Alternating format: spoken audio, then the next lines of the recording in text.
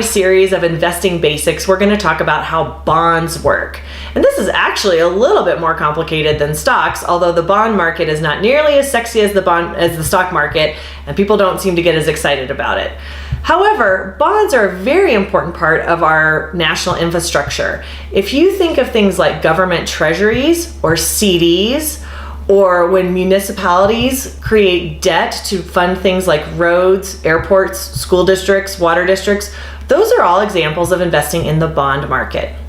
So bonds, as opposed to stocks, are where you loan a government or a company money, and they promise to pay you back in a specific period of time with specific interest along the way. So this is different than being a stockholder where you're an owner of the company. As a bondholder, you are a loaner to the company or government entities as well. Therefore, the bond market is actually much, much larger in terms of how much money is in it than the stock market. Stock markets are only used for individual companies, but bond markets are also in government markets as well. So how does it work? How do you make or lose money in the bond market? Well, the first thing is the interest that you earn. So for example, let's say I bought a bond from Walmart. Bonds, by the way, are typically sold in $1,000 increments. So one bond costs $1,000. And then Walmart tells me, okay, Kristi, I'm going to pay you 5% a year for the next 5 years that you own this bond. And then at the end of 5 years, I'll give you your $1,000 back. So every year I get $50 worth of interest from my Walmart bond, and at the end I know what I'm going to get back. This is different from a stock in that stock values bounce up and down forever as long as the company is in business. So you don't really know from year to year what kind of return you're going to get on your stocks, but you do have an idea what you're going to get out of your bonds. Further, if your company that you've invested in a bond with, so say it's Walmart for example, let's say they grow 10% a year, you only get the 5% that they promised you in interest. You don't get the 10% growth. That's for stockholders who are taking more risk. They get the 10% growth.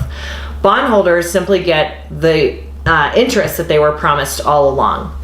So bonds typically are considered less risky than stocks because A, you know what you're getting, and B, you know when you're going to get your money back.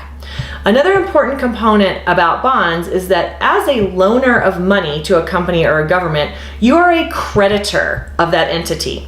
So if they go out of business or file for bankruptcy, instead of having your investment go to zero like your stocks did, the bonds actually, you might get some money out of those. You're a creditor of the company. So let's say, for example, I think I used Kmart in the stock example. So let's say you owned a stock in Kmart and Kmart files for bankruptcy.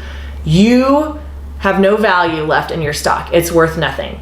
Now, if you are a Kmart bondholder, on the other hand, and Kmart goes out of business, they owe you money. You are a creditor of that company. And so they, as they are selling their real estate, their fixtures, their inventory, as much as they can get out of the company, they owe you your share.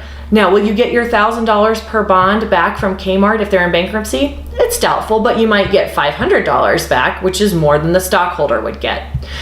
Therefore, bonds are considered a less risky element of your portfolio. There's less volatility in the prices of bonds than there are in stocks. You can make or lose money on bond prices fluctuation, but it's not as severe as the swings of the stock market.